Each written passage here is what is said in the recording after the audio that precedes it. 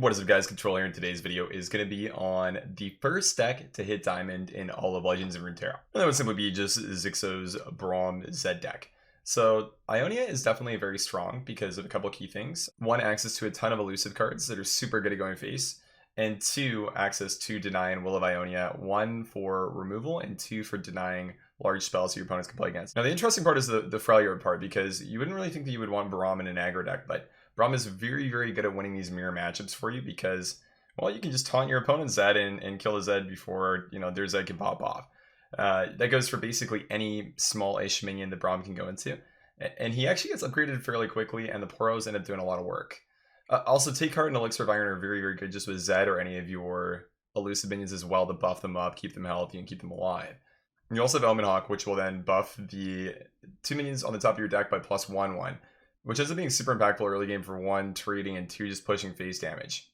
I definitely recommend giving this deck a spin. Again, it is the first deck to hit diamond and #1 on ladder right now. Alrighty, you got a Freljord, Shadow Islands, Elise, Braum, Tryndamere matchup. This sounds actually really good. Just straight up a curve in. Yeah, just keep it. Bounce effect for the Conspirator is really nice. Double Omen Hawk start too, wow. Okay. So we're basically just going to Giga buff the cards that are off the top of our deck. Should be really good. He matches our Omen Hawk with an Omen Hawk. Crazy. And, I mean, he can attack, just trade in, that's fine. We don't have to play the Conscriptor next turn, but I guess if we want to, then we would actually not want to attack here, as we would want to bounce it. So I guess we just pass on. If we're looking to bounce. Buffed up Empyrean, cool. Second Omen Hawk. This guy knows what he wants to do, man. Let's go Conspirator. Just bounce that. It's fine. No big deal. So we have two Omen Hawks now. We'll probably still play Braum next turn, but we could just go double Omen Hawk if we wanted. This guy's deck isn't like super aggressive, other than I think the Elise. I mean, Braum and Tryndamere are pretty slow cards. So we might be able to actually get away with a double Omen Hawk. The only thing for me is that, like, Braum is really good, getting him upgraded super big for the Poros that you generate, but this is pretty strong play because we might just get something nutty off the top next turn. Can Avarice and Hearthguard, for example, we could draw, be like a 7/7 with the Omen Hawks. Should be kind of good. And an ally dies, deal 1 damage to the enemy Nexus. Okay. That is a thing. It's like free to block with for a little bit too. Not bad. So I guess we're just gonna let his allies die. He'll trade those every time. Push to 2. Fortunately we have Life Blade though, so we can heal a little bit. Not bad. Pass, you got 1 spell mana now. 4 or 5 Keyfer masks, not bad. I wonder if it's just gonna be like Lifeblade on curve and just try to like hit him in the head with elusive cards over and over again. Just passing, okay. I guess that's like actually just the play, sure. Step lightly.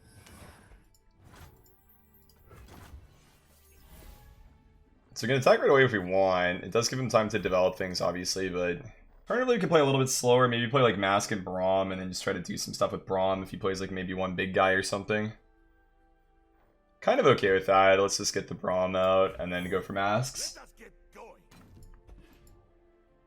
Just because if he does play something that's big, I mean, Braum can just tank it for a bit. Unfortunately, can't taunt the Babbling Bjerg, and our Keeper of Masks does not line up very well into that at all. I could quite literally play the Conscriptor, bounce the Braum, and I think that's actually what I'm going to do here. Just kind of funny considering what we just did, but I mean, I think this is actually a pretty strong play because, well, we just have 11 power. That's elusive and not really super interactive, right? He's not going to be able to do too much into this.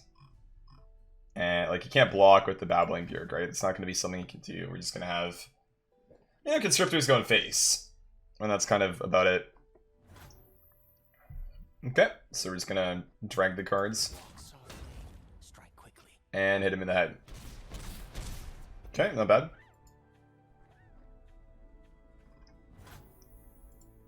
And just pass. Tough.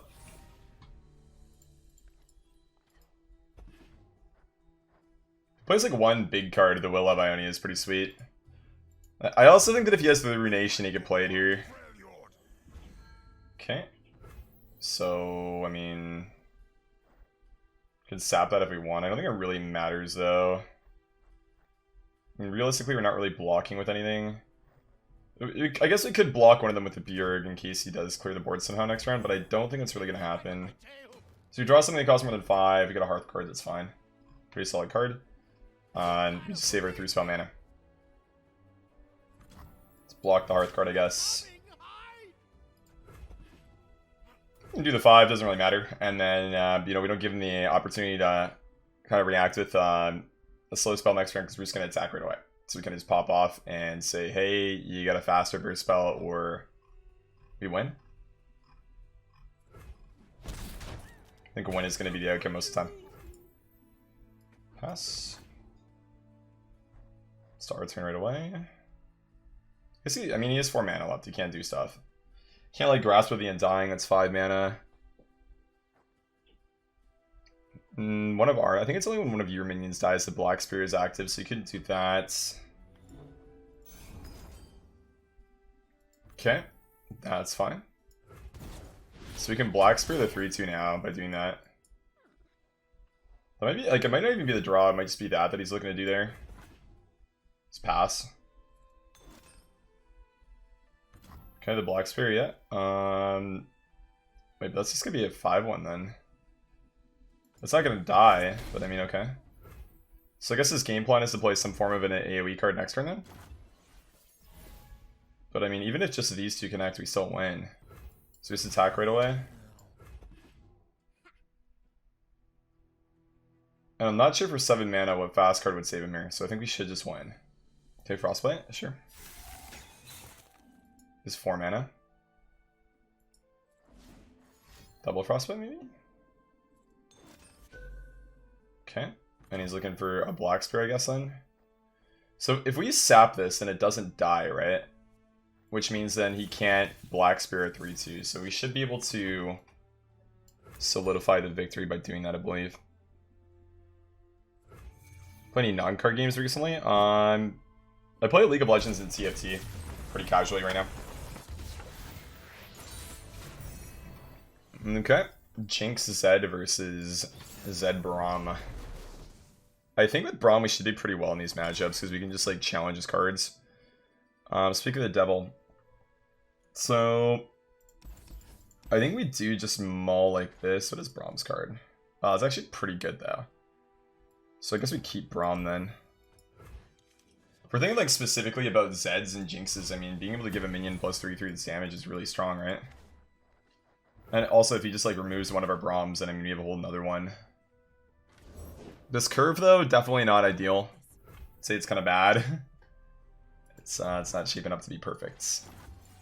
I think it's nice because like a Braum's damage too, you can actually just play this on Braum, which ends up being decent.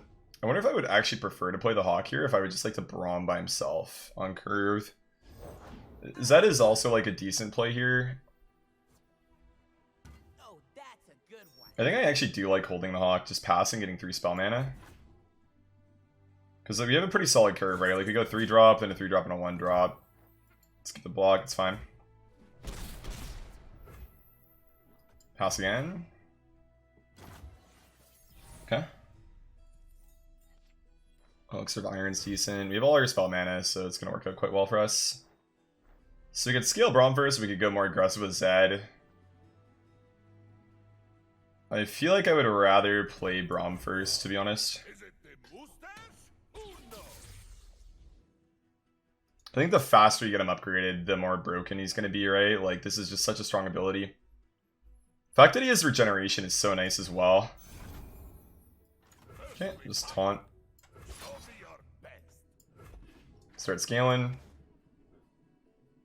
We could technically play Braum's take heart right away on him. Fly through attack. Okay, so we can just play the Elixir of Iron here and we're fine. Nice. So I mean, it's fine. We can't play the Braum's take card now, but Braum's not dead, which is pretty big. And we're like halfway there. Kind of nice. It's only this round for the buff as well, which is pretty big. I mean, ours is also only this round, but I mean, still really good because he's like halfway done now, right? Pretty strong. So we probably still want to play Omen Hawk. I don't think I really want to wait on that too much longer, right? Mentors, who's taking a little bit slower this round, I guess. Probably want to just play the Hawk first before we play the Zed. Ideally, I'd like to have him attack before we go for Zed. That feels like the best choice for us because Zone Zed, cool. He doesn't. I guess he could run like a Mystic Shot because he has Piltover and Zon, right? That would be like the only thing that would worry me about this with playing the Zed here is just a Mystic Shot. And the fact that we couldn't like play Braum's Take Heart, which we kind of do want to do. So I think I almost just like pass here and then we look to get Braum damaged by maybe like the Astute Academic or something. And then just play the Take Heart after. Could have also like gone Keeper of Mask and then just like gave him one attack, right? So then he can kill the Eager Apprentice. Maybe a little bit of a better play.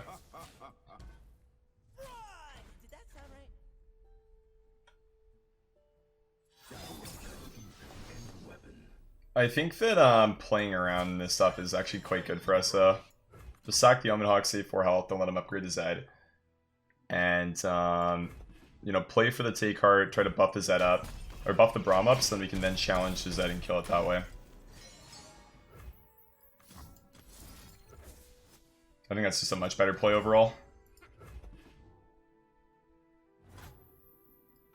Just passing the rounds. Okay, Hearth card. I guess we're just going to play a Hearth card on curve then. I guess we can technically attack first, right? Like, we don't really care about this hitting anything, so just challenges that, I guess. Try to get him. Level the Braum up. It's big. I think we get 2 more health, right? Yeah. That's huge for us. Super, super big. So we don't even need to go for Zed, we can just go Hearth card now. Play our 5 mana 5/6, or our 5 mana 6/6, sorry. Buffed by the big hockey boy. And our Braum is now just going to be popping off for the rest of the game. So fake Braum, yeah dog. How you doing, man? Control, I just started with this game. What's a deck you can recommend? Depends what you want to play, man. Yeah, it's usually contingent on that. There's definitely a lot of fun stuff, and I don't think you're really just locked into, you know, 1 or 2 things you can do. I think there's like some content creators who have really good budget guides because the developers gave them access to the game like a couple weeks before everybody else, so could check that out, some of that stuff. If you look up like budget decks for whichever hero you want to play, you can probably find some. The deck I'm playing right now is pretty cool. It's strong with Braum. I mean, a really busted card. That's huge. Okay, that's fine. 1 damage to all units is okay. Kind of bad because we get the Poro as well, right? Can play the Zed. We also can play Take Heart on the Braum as well, which is pretty stupid. But that's fine. So we can just develop a Zed. We don't need 4 attacks, so like Keeper of Masks isn't really going to do that much. But he has basically no mana, so I'm fine with this. Let him just attack, and then we'll probably just Take Heart Braum and hit the Chempunk Shredder, because I don't think he's going to be able to do 4 extra damage with 3 mana. Pretty sure, at least. And we're going to get another Poro, which is pretty good. Playing the same deck? That is smart, my friends. I only have 2 Braums for this one, unfortunately, now. I don't have the 3rd one, so I'm playing it with only 5 euros. He's not passing, I respect it. I think that we probably do want to just play the Take Heart on the Braum. I don't really see a reason to not do it. You could argue that like holding it's a little bit better, but I don't really buy into that. Because he just won't be damaged next time, and we kind of do want that to line up, I think, so... This is good. Big thicky Braum. Guy's like giga buffed. The problem with like Take Heart, right, is that they have to be damaged. Otherwise, it would be fine to hold it, but because it's not, you know, able to be played on something that isn't damaged and Braum regenerates, you kind of don't want to just jam it right away. So I think he's trying to come up with a way that he can win here because, I'm not gonna lie, it's looking kind of grim for him. Just pass. So we draw here. Will of Ionia is not bad. So does 5 health. Is he gonna have anything that does 5 damage? Just the thing. He could. If he's playing Jinx, he's probably gonna be running. There's a 6 mana card that is a 3/3 that deals 3 damage and discards your hand. Probably runs that. Would be my guess. It's only 3 though. It's not 5. Could just taunt something smaller too, because I mean I can always block that with Braum, so it's not like I have to do anything right now. I don't think we're too worried about anything. I can probably just play the Empyrean and attack with things. I guess the problem is, right, like he would block this with Zed if we don't line Braum up into it, but I don't think that's really that big of a deal. We also like don't necessarily even have to attack with Zed, but I don't really see a reason as to why we wouldn't. So I guess we just Braum and block the Empyrean then. Do that, and I guess we can just attack with everything. If he just kills the Zed, I don't think we really care. 3-2 goes in, kill stuff, overwhelm happens. We want Braum to be at the end, I think, because if he's not, then I'm pretty sure that we're not going to be able to get the Poro in some cases, right? Yeah, so we kind of want to do it like this, I think. That should be fine. So we can't block the Empyrean. Zed is going to die, which is fine. We don't really care about that. Engaging blocks, but sure. It's gonna say, like, are we ever just dead if we attack? Like, maybe it's just better to just wait and only attack the Empyrean. Could have actually been the move, I don't know. Because we need things to block with, but we have basically a full board already, and, like, if we attack like that and he wants to block and not die, then he's not gonna have that much. They actually limit the amount that you can spend and give you a decent chunk of cards just for free. They want to make it so Runeterra is a very accessible free-to-play game that you don't have to grind super hard for. So, I mean, if you play a couple games a day, get your bonuses, I mean, you're going to get a collection pretty fast.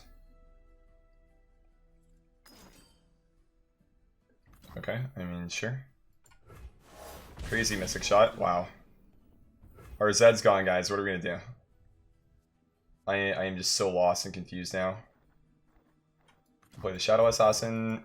I think 3 mana 4/4 draw one's a little bit better than 7 mana 6/5. Lifeblade does the heal thing too, that's kind of nice. So we can play the Lifeblade as well, then our board is full. And we don't actually have mana to sap. But I guess we don't need to play Will of Ionia for any reason, really. So that should be fine. Step lightly.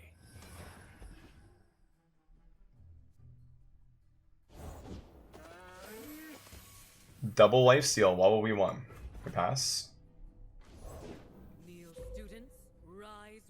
Okay. It's literally this whole hand now, though. So, I mean, just attack, we'll block as well as we can, and should concede after that. Okay, nope. It's gonna let us go in.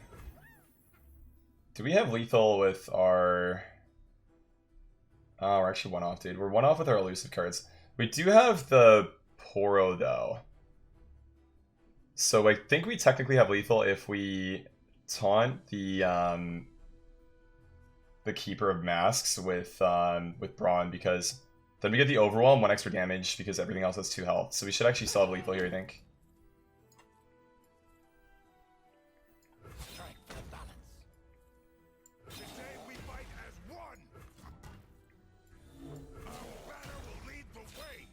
And then we taunt the 2/3 for Braum, and then I believe this should be game.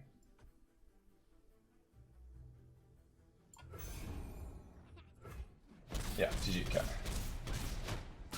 Nice. Good stuff.